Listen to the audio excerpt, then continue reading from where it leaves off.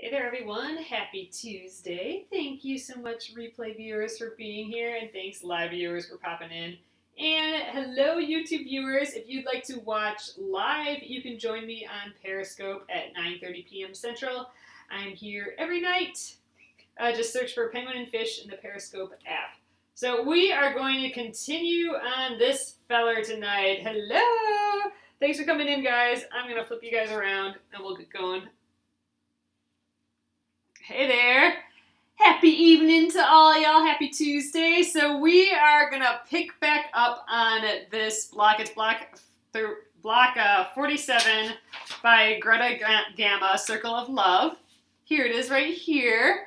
It's so pretty. It looks so intricate. And actually it was pretty intricate. Here are all the applique pieces. So it's pretty intense. However, we cheated. If you wanted to see the video, go to YouTube and Penguin and Fish Movies. We did a little cheater version where instead of all those pieces, we just cut out one big piece and kind of connected all of them by little bridges at all the gaps. And I think that made this process go a lot faster. Tonight we're going to stitch down the block, and I have a little bit of a plan for that, and I'll show you kind of what I'm thinking. If you're new here, my name is Alyssa Thomas from Penguin and Fish, where we make lovely and quirky hand embroidery patterns and kits. I'm the author of Sew and Stitch Embroidery and a fabric designer as well, and I'm here every night at 9:30 p.m. Central, where we relax and craft and talk and chit-chat, and we've been working through the Splendid Sampler quilt along as of late, and you can find out more information at thesplendidsampler.com. So I'm going to flip you around and we'll get going. Alrighty. So here again is our block, and I'm going to use the pattern here as a guide for sewing. So I'm going to use a cute little, just like a zigzaggy or like a zigzag stitch to go around all of the pieces here. But instead of just doing the obvious from looking at this, which would be kind of like do this little bit here and then do this little bit and then, you know, go around all the spaces, I'm not going to do it that way. I'm going to do it more like how this original design is. I'm going to kind of follow the line with my zigzag stitches. So I'm going to go up and keep following the line and then down and around and back here. And I think we may want to do a little test, but I think if I keep going like counterclockwise, one little spot, I think I will make it all the way around. But I kind of want to just do a test. So I'm going to just start here. All right, I'm going all the way. I'm marking the ones that I've gone around, going around the edge here. I just think it'll look really pretty. It'll mimic this design a little bit better. All right, so I'm going to go counterclockwise one. I did this once before, a little test, but I want to do it again. Yeah, it's totally like a puzzle. It's like a labyrinth a little bit. Okay, so I'm going counterclockwise one, following it again. All right, counterclockwise. It's kind of a bizarre shape. So counterclockwise.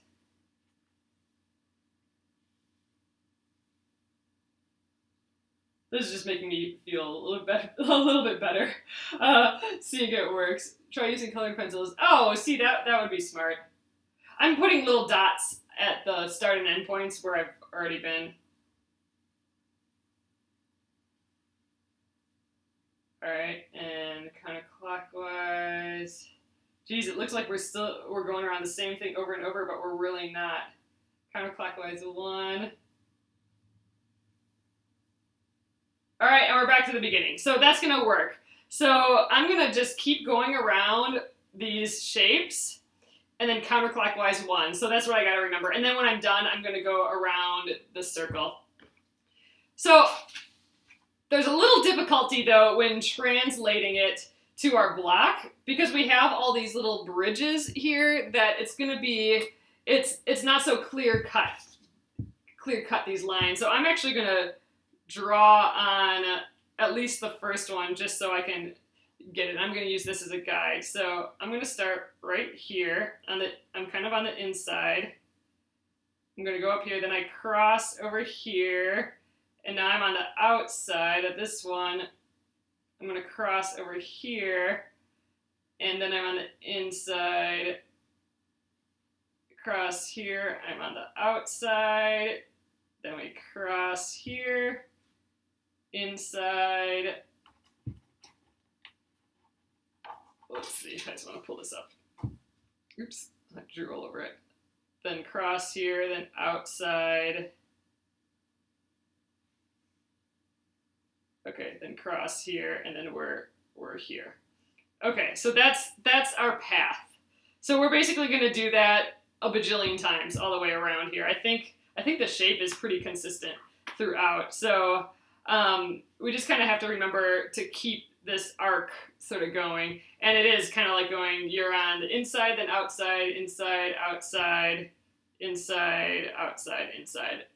I don't know if that's the best way to explain it, but I'm going to keep trying to make those shapes. So the next one, let's see if I can do it without looking at the picture. The next one, so we're going to go counterclockwise 1, and then here, so we're crossing over here. Oh, I kind of forget what to do here. Oh, we just stand inside, and then the outside, and then the inside, cross over here, and there. Yeah, that's it. All right, so I have my guide for the first one and the second one, so let's see if we can get the hang of it after that. So, all right, I'm going to go over to the machine, and let's set it up for the zigzag stitch. So I know this looks kind of a confusing, and you don't have to stitch it this way. I thought it was just a fun way to kind of follow these lines. And if you do need to color it out, like color it and then mark it on your fabric like this, do it, because it's a little brain teaser a little bit. So, all right, I'm going to just get this on. I'll do a little test on, yeah, I think it's going to be a smoother finish. I think it's just going to be pretty. You're going to get these big arc feelings with the stitching. It's not going to be like a stop and start, stop, start, you know. It's not going to be like all the shapes. It's going to be about the motion of these full things. And I think it's going to give us the effect of this like mosaic-y thing a little bit more. That's my theory, at least. You know, this is the experiment. So, all right, I'm going to just put it back. We had a pretty cute zigzag here. I'm using much thinner thread this time. This was the 12 weight Aurifil. I'm using 50 weight. So this will be way more subtle than when we did this zigzag stitch on the pincushion block from a week or 2 weeks ago or so. So, all right, I'm going to reduce the stitch length quite a bit. Yeah, we're having a problem with Periscope with it flipping, so we might just be having to flip now, which is kind of a bummer. All right, I'm going to do it at, I think this is the same setting that I had, so. Ooh, we could go way closer together, it looks like.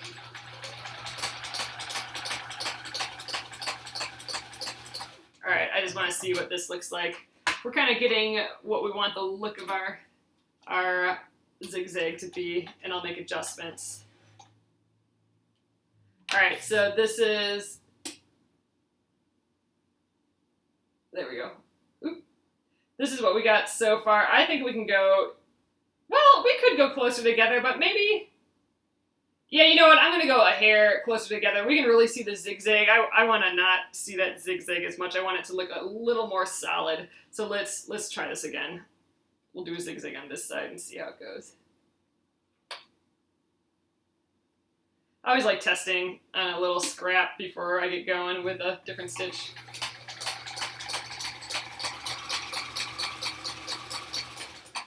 All right, let's see how that works. Ooh, it's pulling quite a bit. I guess we're just gonna, that's kind of how it was last time though too. So here we go. It's perhaps a little less. It is pulling a little bit.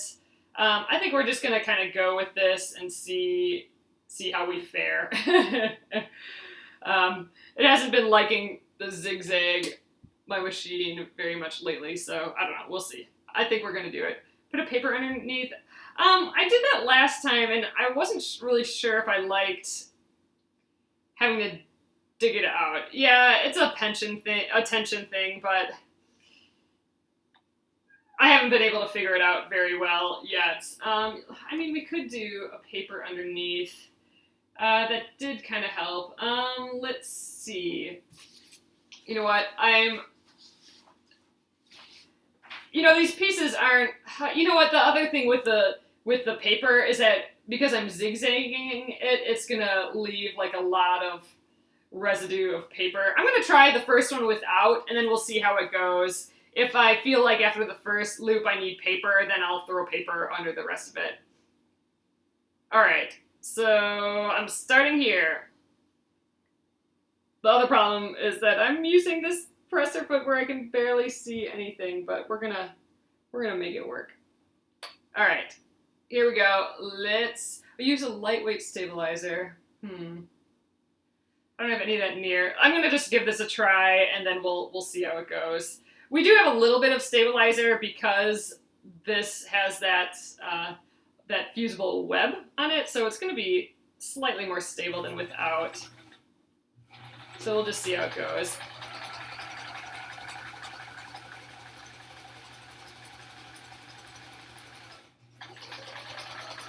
Luckily with the zigzag, it gives us, it's not as fast as a straight stitch, so I have time to check and turn and think, which is nice.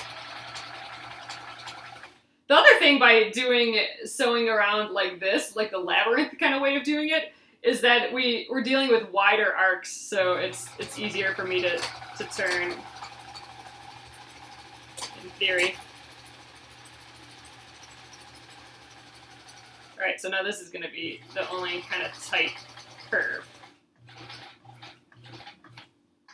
So I'm just going to keep turning. There we go. Yeah, I think it's going to be fun where the arcs overlap. So here we go. So you can kind of start seeing the shapes. I think this is working fine. I mean, I'm clearly not the best. Let me get the needle down. I'm not the best at staying, beautiful curves, but I think I'll get a little bit better as I go along here. And I think I'll get the hang of it. It's going to be easier to know where to cross just after doing one or two of these because, I'm getting the feel of how much the machine has to turn and all that. So I'm going to just trim. Since we've stopped here, I'm going to trim our threads quick. All right, so let's just keep going, see how it goes. So I am now on the outside of this shape.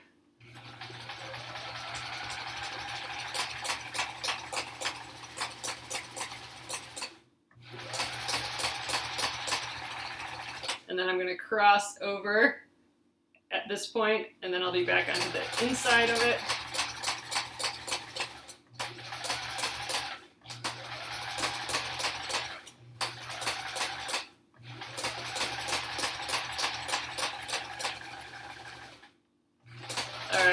Crossing over again.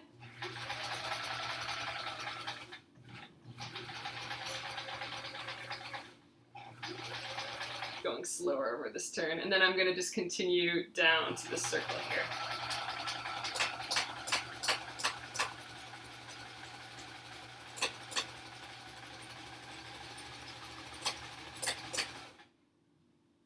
Oh yeah, so this will be on YouTube tomorrow morning at Penguin and Fish Movie. So yeah, for sure you can jump over there. All right, so that's our first loop. I kind of like it. I like this little. I'm using this gray thread, and it's really pretty. It looks nice with these fabrics, I think. So all right, I am now at the end of that first one. So now I have to go counterclockwise one. I'm just gonna jump to it. So let's rotate. Yeah, there. And I'm gonna just start. I didn't cut the thread or anything. I think it's a small enough jump that I don't have to cut the thread. Hopefully my machine won't suck in all the fabric because I did that little jump. We'll see how it fares. And then, ooh, wow, I did not do well here. This one I should have came more on the outside. I just didn't have very good control. So, oh well, that's okay. Doesn't have to be perfect all the time. So, all right, now this one I'm gonna try and do the shape again. Yeah, that was counterclockwise. All right, yeah, so we should be good. So let's do shape number 2. It's gonna just cross over this line that we already have, and I think that's gonna be pretty. I'm gonna try to be a little smoother with this arc and just stay where I need to be a little bit better than I was the first time. In theory, I should be getting better with each of these loops, right?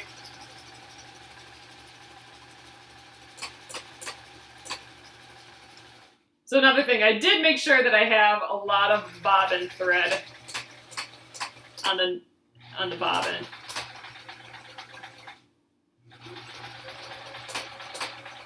So we are, you know, because we're doing this zigzag, we are using a lot of thread up.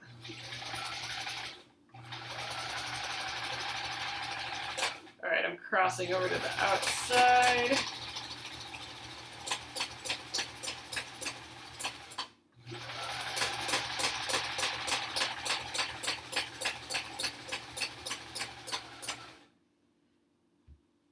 So here we get that little cross going. Yeah, you know what? I mean, it is pulling kind of funny, but I think we're gonna be okay. It doesn't feel like it's going anywhere, and it looks nice on top. It doesn't feel like really loose. So I think we're just gonna be good enough to keep going. I mean, I'd be unhappy if the back showed like this, but it's not gonna show. It's gonna be tucked away in the back. All right, now this is where I have to go back on the inside. Yeah, so I need to make this turn.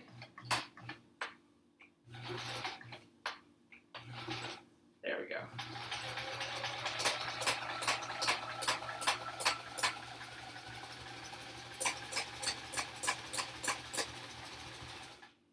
Slow going with the zigzag, but that's actually helping me because I can pay attention to where we're going a little bit better.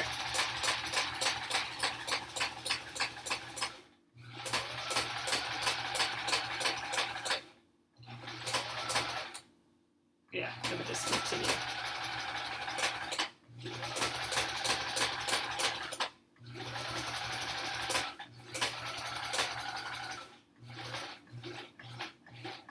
So it's kind of easier to know where I'm going while I'm sewing versus when I drew it out here because you can only arc, you know, so much with the machine. Like it just feels like you're gonna go to the right place. I think quite a few are cutting it into this one piece. Yeah, I mean, after I saw that one person do that on Facebook, I'm like, okay, I'm there. That's my game. That's how I'm doing it. So, all right, needle up. We're gonna go counterclockwise one again and just start it up again. I think this is gonna go pretty slick. I mean, there is, I think, 8 of these, so we have 2 done. We're just gonna keep going. I think this is working great so far. I don't want to jinx it. So this is the first one that I haven't drawn out. So I think I got a feel for it now though. I just have to pay attention that I'm, you know, it's on the right side, then it's on the left side, then the right side, then the, you know, I mean like the inside outside thing. It switches over after every time I cross a junction, then I'm on the opposite side. And I think as far as better arcs, I really have to pay attention to turn slowly, and I think my arcs will get a little bit better. You're 6 behind. That is not too bad. I think I'm still 11 behind. I have a lot of embroidery ones, a lot of applique ones, and a lot of paper piece ones hiding in the wings here yet.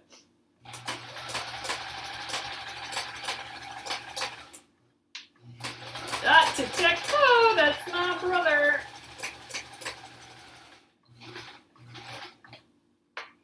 Alright, here's that curve again that I need to kind of do manually.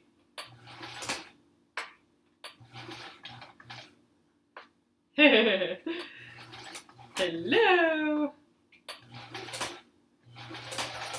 So this is the brother that's getting me to do Twitch, and I'm just about on the verge of getting that set up. I gotta design some things for it yet. So Twitch is another live streaming system, basically, like Periscope, and like Facebook Live, and like all the rest of them. And I'm thinking I'm gonna start doing some of these crafty things on there, because it seems like a good platform for crafters, actually. So as soon as I finish my fabric collection that's kind of taking up my time now, then I will get back on top of that.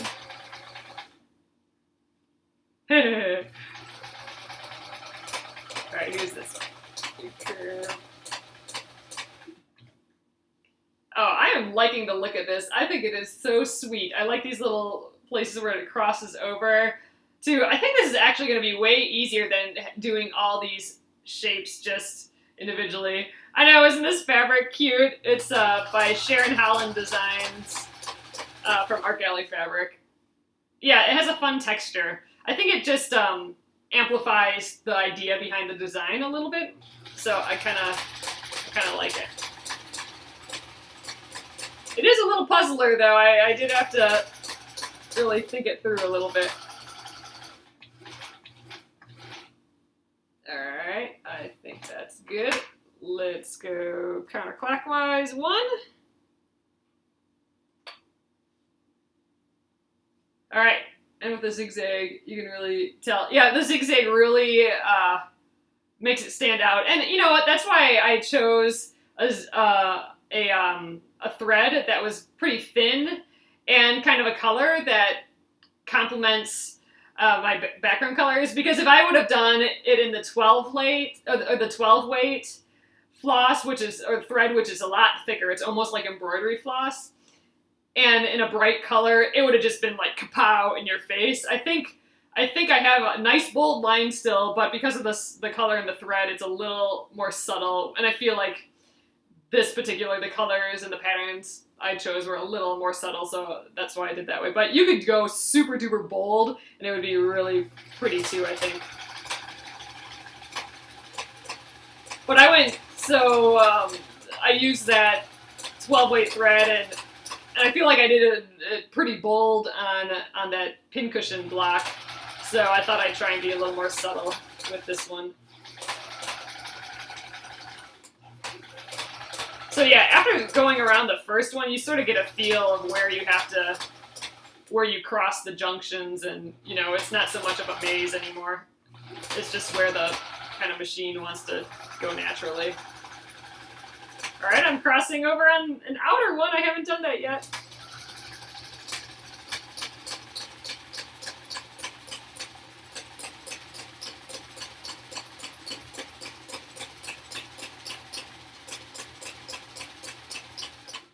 Yeah, the zigzag also, what I really like is that it gives me a little time. Oh, we're kind of not in focus here. It gives me a little time to think about what comes next. Oh, and I lost my spot here. All right, there we go. So this is my slow turn area again. Gives me time to think while things are happening. This is the part that I always have to remember. Now I'm back on the inside here.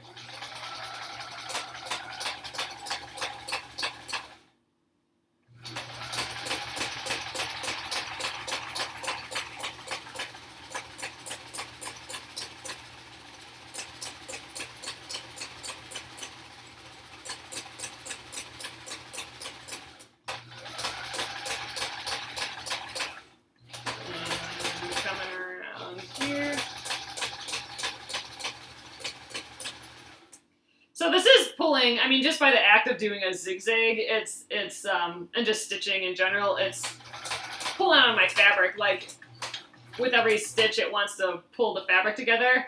And, you know, I will press this the best I can to get it out. Oh, thanks so much for joining me here. So I'll press this to try and get it flat again, but that's also why I cut my back to a 7-inch square instead of the final size, which is the 6.5 inch square, just because I knew it was going to pull a little bit. I knew because my mom told me, because that's what happened on hers when she did it. And so this way I'll be able to cut down some of that excess if I need to. All right. Counterclockwise 1, right here. It's coming along. We've done at least 4 of them, I think.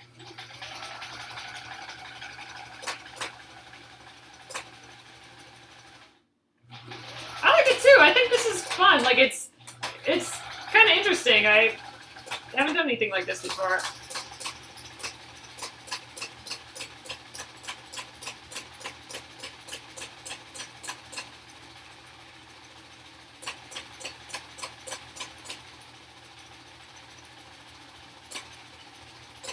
Alright, we're on that outside curve again.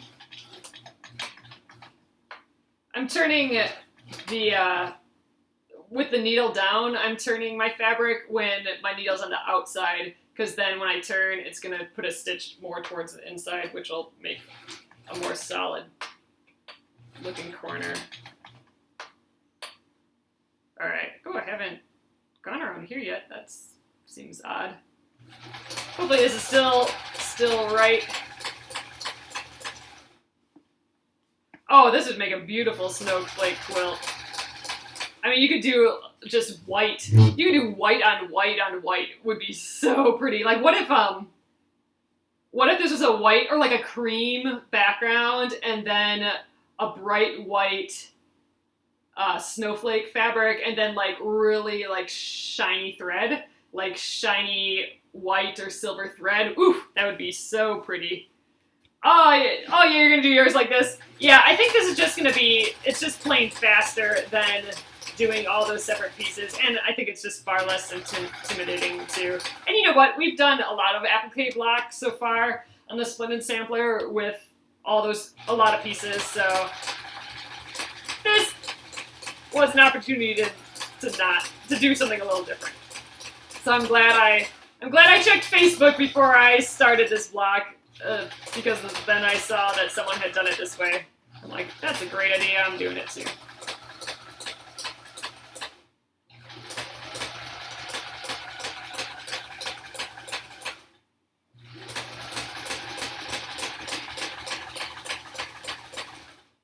We're getting there. 1, 2, 3, 4.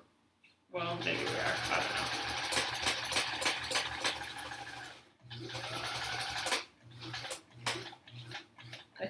I suspect I might have 3 more to go. I'm not quite sure. 1, 2. There must be 3 more. Oh yeah, right here too. I don't know. I think I got 3 more of these little guys. And then that little circle around the center. Putting clothes in the dryer. That's usually what I'm doing when I'm watching Periscopes. That's so funny. I don't have like a lot of time to watch, or it's not about time.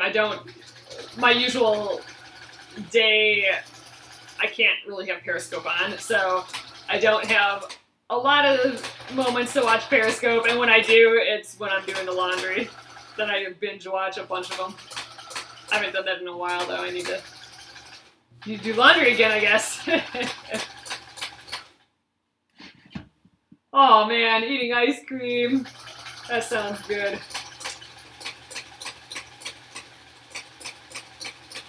That sounds really good. So I am doing the whole 30 again, but I'm actually not doing the whole 30. I'm doing about a whole 15 this time. So it was a whole 10, and then I went to New York, and then I think it's going to be a whole 15, because it's John's birthday next week, in about 6 or 7 days or so. I don't know offhand. But yeah, so I'm thinking we'll go out for drinks or something then, so then the whole 30's off again. I know I'm in the middle of birthday season. Oh, it reintroduced dairy. Oh, interesting. So you noticed something with the dairy. Oh, see, I mean, to me, then the whole 30 is worth it for just finding that out.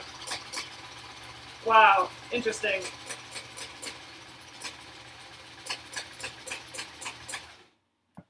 So you must have introduced like legumes and all that already. Is that the only thing that really affected you? Was the lactose? No cheese. Oh yeah, that blows. Yeah, so after my husband's birthday, then we're gonna go visit my parents.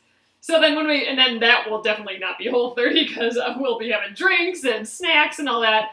But after I get back from their house, I think I'm gonna do a real full 30 with the reintroduction thing too. Oh, no grains either. The pasta. Yeah, I suspect that my body doesn't really like sugar and grains. Oh, wheat makes your insides feel prickly. Oh, so interesting. I don't know. I find all this stuff completely fascinating. How, food affects the body and that sort of thing. So I'm ready to give it a full-blown go again. But like I said, after I get back from my parents' house and after my husband's birthday, then I think I got a good stretch where I can dedicate the 30 days plus the reintroduction time to it.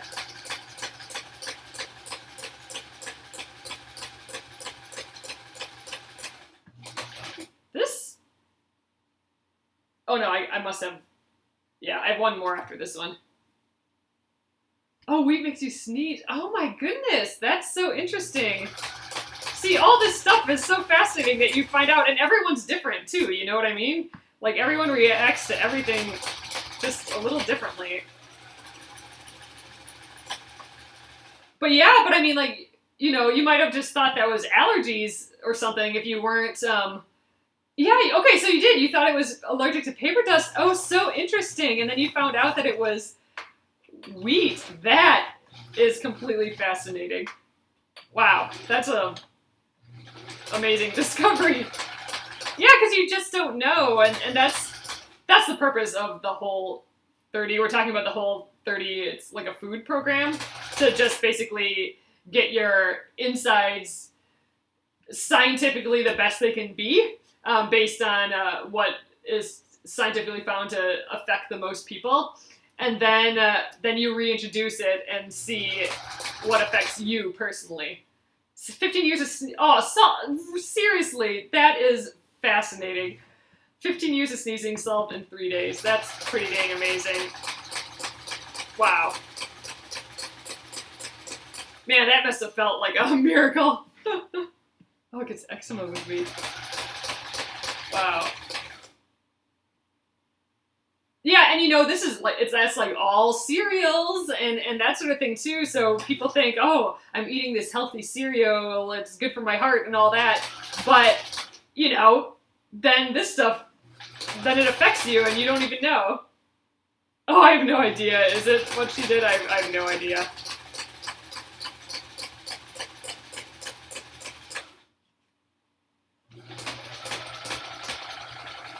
Yeah, it's called the Whole 30. It's by oh gosh, I'm not gonna. Dallas and Melissa Hartwig. Those are the authors. I'll throw up a link to it on this video on YouTube. Oh, is that the one that she did? Oh, so interesting. That's cool.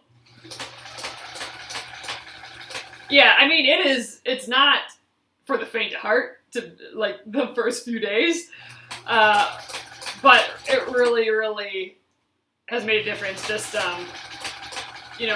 when we did it, my husband and I, the first time around, I've only done it once the whole way through, and we just had so much energy and stuff. Yeah, it's hard to keep at it, but you can. I mean, I did a whole 10, and now I'm doing like a whole 15, and it's easier to keep up, after doing it once. I have a little calendar that I get to mark off in big red X's, so that actually helps me. It's silly, but it helps me. Yeah, the energy is great. And just the not feeling sleepy at certain parts of the day. You just feel kind of steady, which is awesome when you're trying to get work done. All right, I think I'm on my last little loop here. So this might be an early night. I think we might just call it after this. I will, I'll press it though and cut it out. So this went quick, much faster than I thought it would.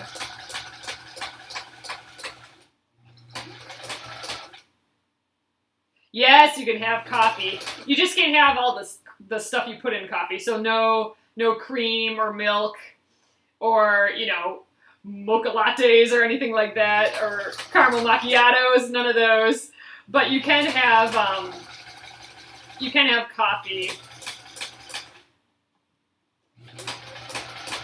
But I heard this interesting, I think I actually read it in the book. They said, I know caramel sounds good. They said if you can't have coffee without your like caramel or your, you know, milk or whatever, the coffee that you're buying probably isn't good enough, because if you're drinking coffee black, I mean, it should taste delicious black. I like plain food. You know, I'm like that too, Kathy. I like plain foods. So I mean, it kind of works for me. But I don't know. It's a lot of vegetables and proteins and all that. And now it's not really all that hard for me either, because that's just what I buy from the store. I don't have that other stuff in the house. I mean, if I had like frosted mini wheats in the house, I would eat the whole box. But I just don't buy that stuff. I don't have it around, so I'm forced to eat the healthy stuff that we have. So as long as I maintain the stock in our refrigerator, then we can't go wrong, basically. Good coffee, French press. Needs nothing added. There you go. Here, here.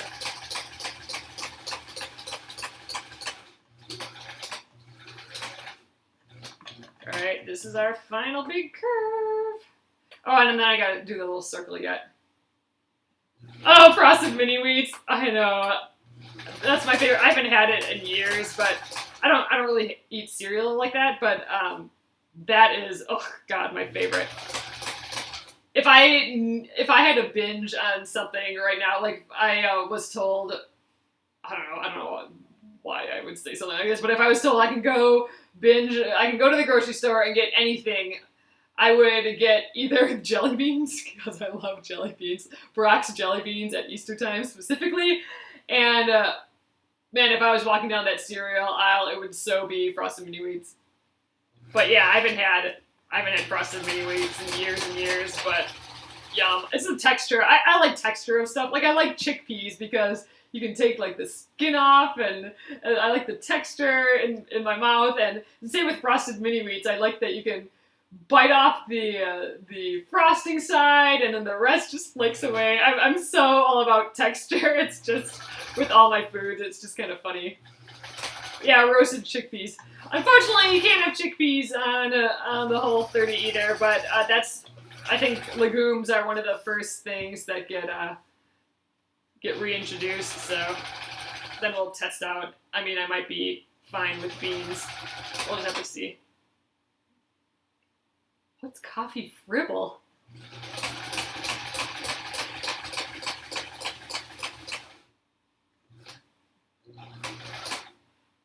Oh, dairy. Coffee fribble? Does that mean... I don't know what that means. Coffee with dairy? Oh. Alright, so I am getting to this circle. There. I'm done going all around the bits here. Oh, it's a milkshake. Oh gosh, that sounds good too. We sometimes get on a Dairy Queen kick, and that's a problem. So, all right, I'm going to do the last little bit. It's just going around this circle in the middle, and going around the circle will now cover up, all of our little edges that we started and stopped at the circle. Or, you know, it sort of will.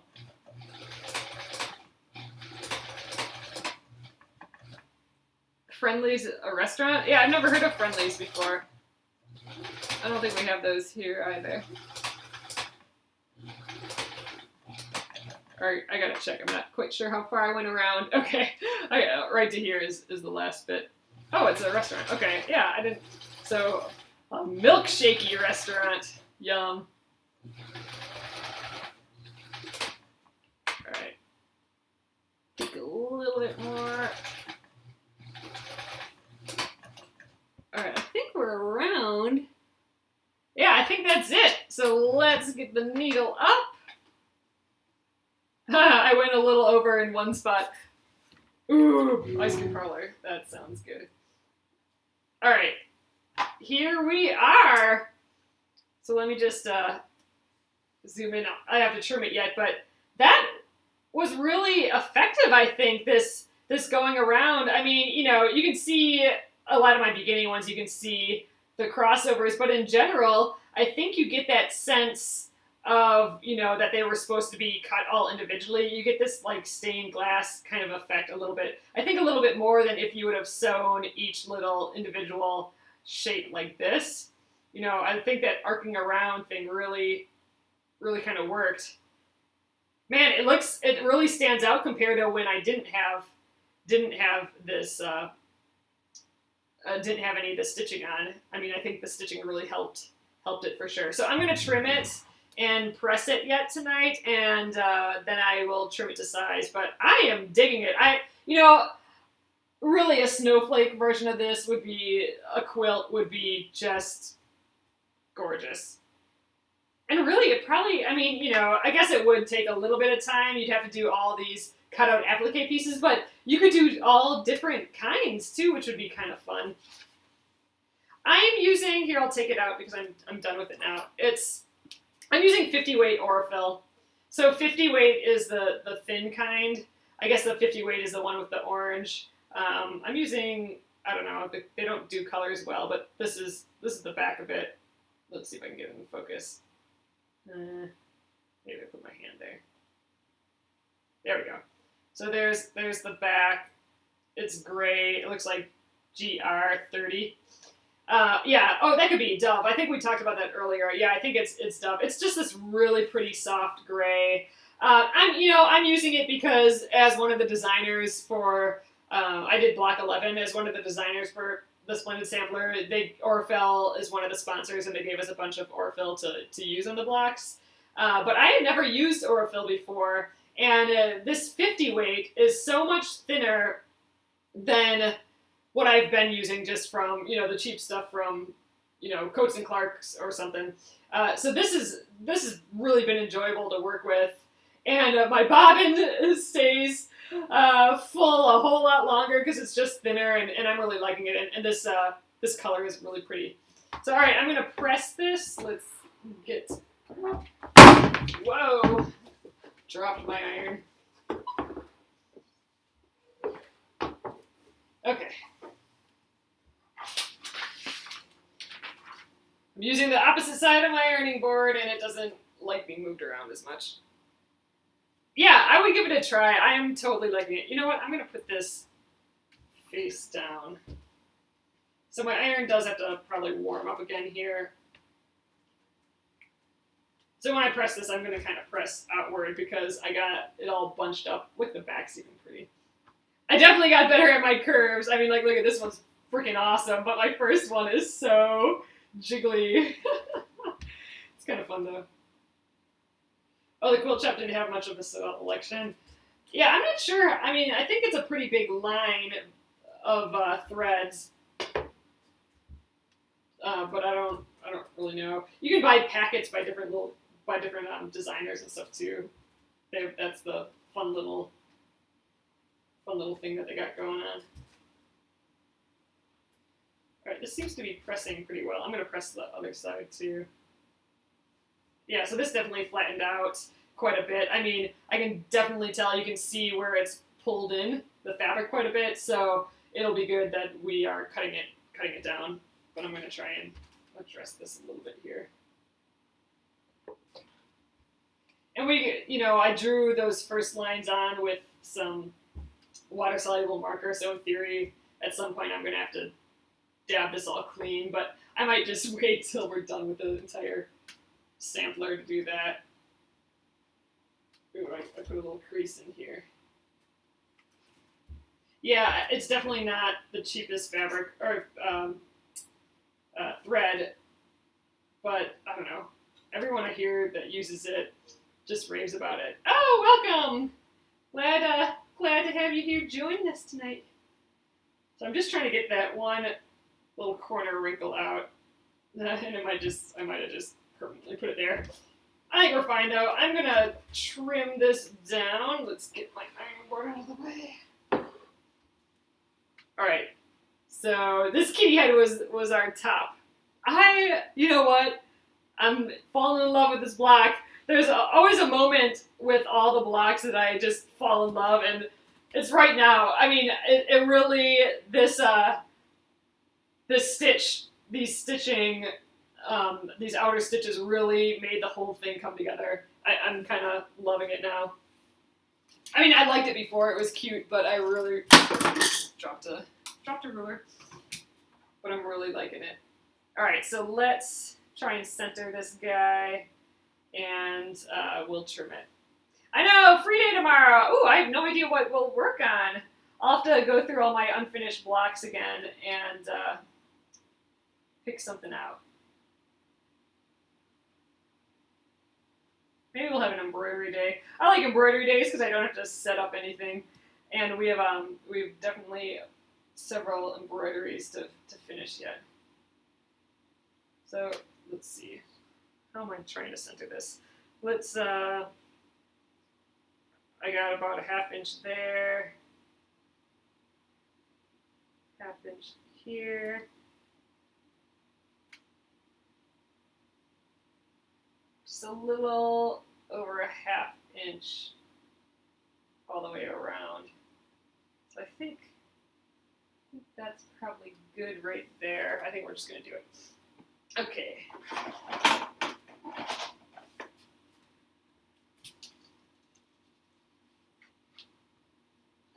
Alright. Cut number 1. I want to stitch mine. I'm helping my daughter. Oh, packed and move! Is she headed to college or something?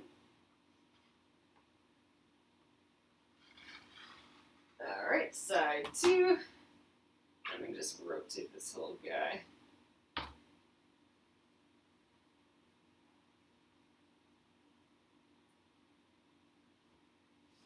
It's definitely, if you're going to do the Splendid Sampler, I would totally get one of these 6.5 inch rulers. I actually got it in a pack of, it came with a 6.5 inch, 4.5 inch, and a 2.5 inch, and I've used all 3 of those a whole lot during the Splendid Sampler, and actually this 6.5 inch one I've used like with every single block. 6.5 inches are the size of the blocks. Oh, the Guild Block of the Month that I'm in charge of. Oh, yeah. If you're in charge and the meeting's Thursday, good idea. Get caught up on that.